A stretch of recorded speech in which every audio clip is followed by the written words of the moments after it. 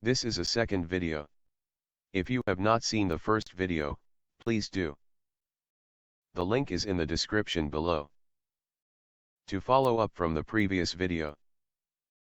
On March 17, 2019, an investigative journalist was illegally arrested while conducting a constitutionally protected activity at the Kentucky State Police Post in Dry Ridge, Kentucky. This is the falsified judgment order, also looked at as a false declaration before the courts under 18 U.S. Code 1623 subsection A. This is a Class C felony. The investigative journalist used freedom of speech to test the knowledge of the officers. He had also done the same with the judge during the hearing. When the journalist had done this, he was not yet under oath, which is not illegal. The reason for this action by the journalist, his intention was to act like he didn't know the laws that pertain to this matter. Many citizens do not know their rights or laws.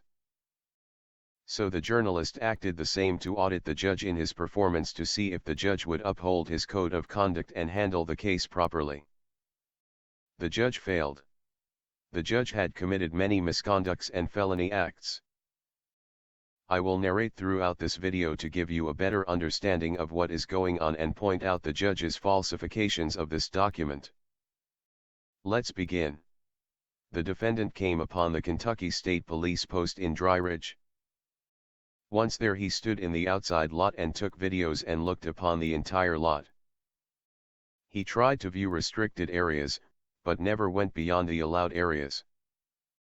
Troopers of the post talked to the defendant and allowed to walk outside in the public lot without restriction. This is true until the last sentence here. It is written as if citizens have to get permission from law enforcement to walk out into the public. The troopers never told the journalist he could only walk in the lot. Sergeant said, and I quote, "You're more than welcome to take pictures of our post, absolutely, you're more than welcome." This was said while in the parking lot.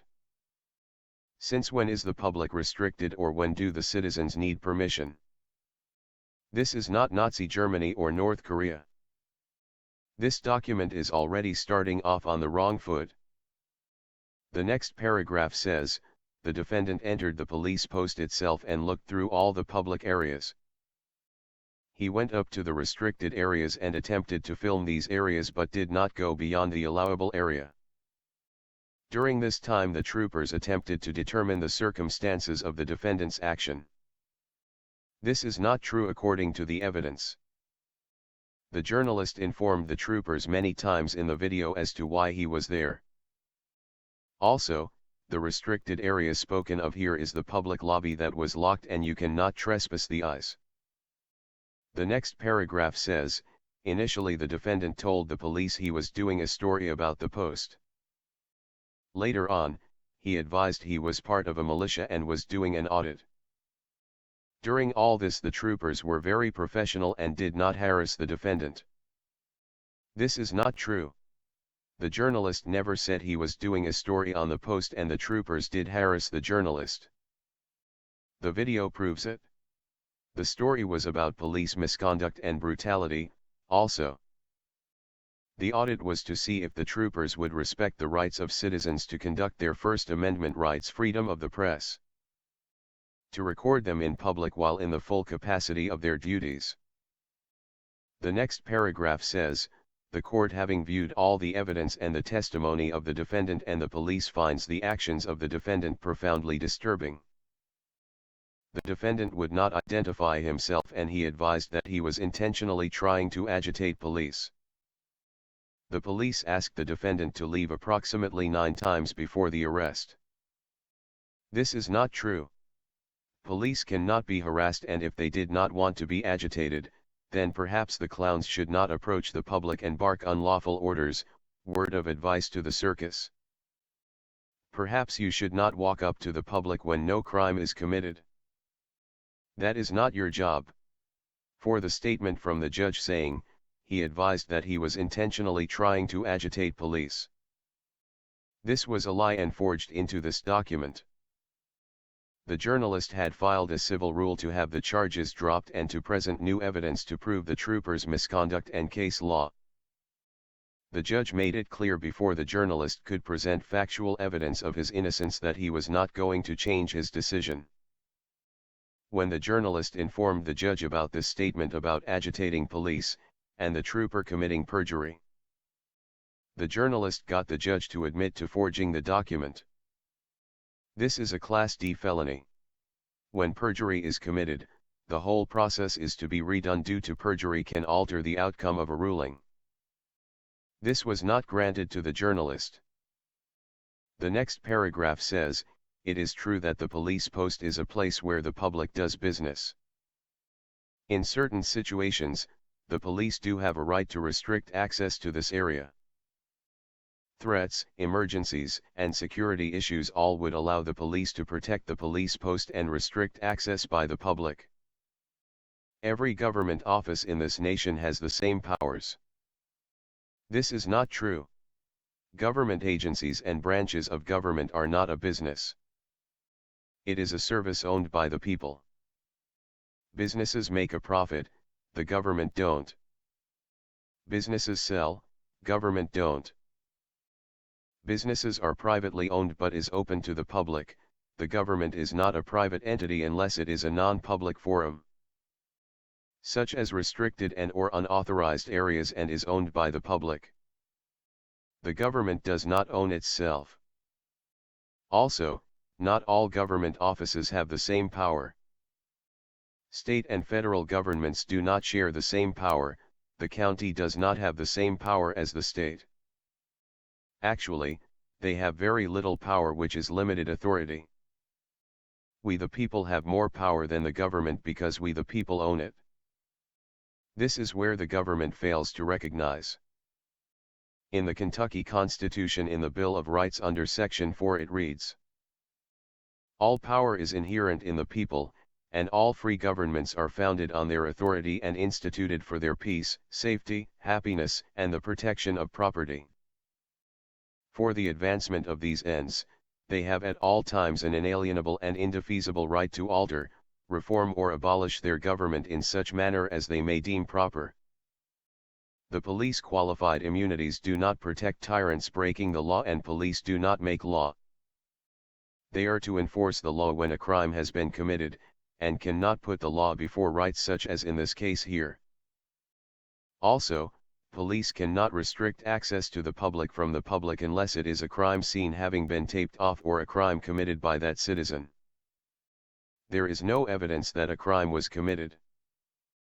The next paragraph says, "In this case, it appears that due to the defendant's own actions he posed a safety and security risk to Post 6. The courts believe the police were justified in their actions and that the defendant is guilty of the offense." This is not true. If this were a safety risk, then why did the troopers come out from behind a locked door a second time and approach the journalist after the journalist informed the troopers he was in a militia while in the parking lot? Then after, telling the journalist he could take pictures of the post? If it were a safety risk, why did Sergeant Ressler leave Trooper Simler in the breezeway alone with the journalist and walk to the other side of the lobby when making the call to his Blue Line gang members? If you watch the video, you can clearly see Trooper Simler having a relaxed demeanor while leaning against the wall during and after Sergeant Ressler went back into the lobby. Body language says a lot.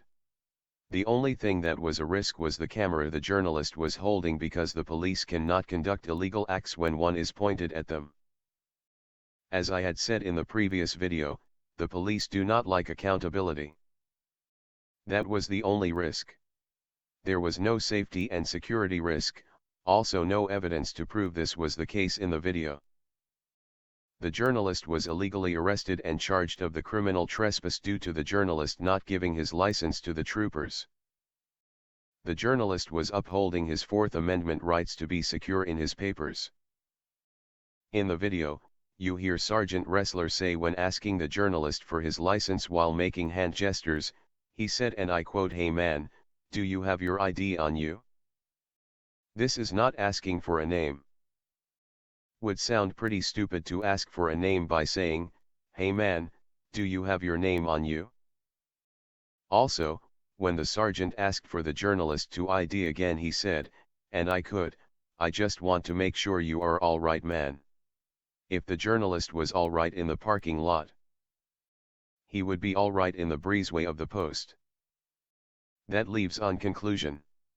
Sergeant Ressler was admitting he was willing to violate the journalist's Fourth Amendment rights to be secure in his papers and was going to search the journalist illegally on the database. The video proves this clearly. The judge kept the charge on the journalist out of bias and prejudice ego. In the hearing, the judge had compared the journalist's militia to other militias having a reputation of bumping heads with the police. The judge cannot make that judgment due to no person is responsible for others' actions. If police are that scared for their safety, then perhaps they should take up another profession. Their safety is not anyone's concern. We pay you to put your life on the line so citizens can be safe. Unfortunately, we are not safe with tyrants running amok thinking they are above the law. Police with this type of ego is a threat to society, and other troopers trying to conduct their duties. This is not the only case like this. This is happening everywhere and it has to stop. I hope you remember this Kentucky because it is not the last you will see of this journalist. Promise. Next time there will be more journalists with him, and each time you decide to create your own laws out of ego, you will be exposed and the evidence will be given to officials over your head and you will be removed. We are tired of your stupidity. Get it right or kick rocks. You are not our daddy or our mother, so do not tell us what to do unless a crime was committed. The unlawful directives are going to stop. We make a constitutional promise: next time an officer puts his hands on the journalist without a crime committed or probable cause to go hands-on, he will use the stand your ground law and you will be handled out of self-defense.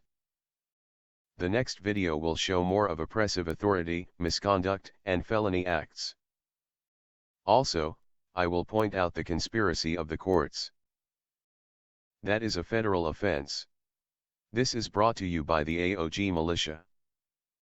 God bless.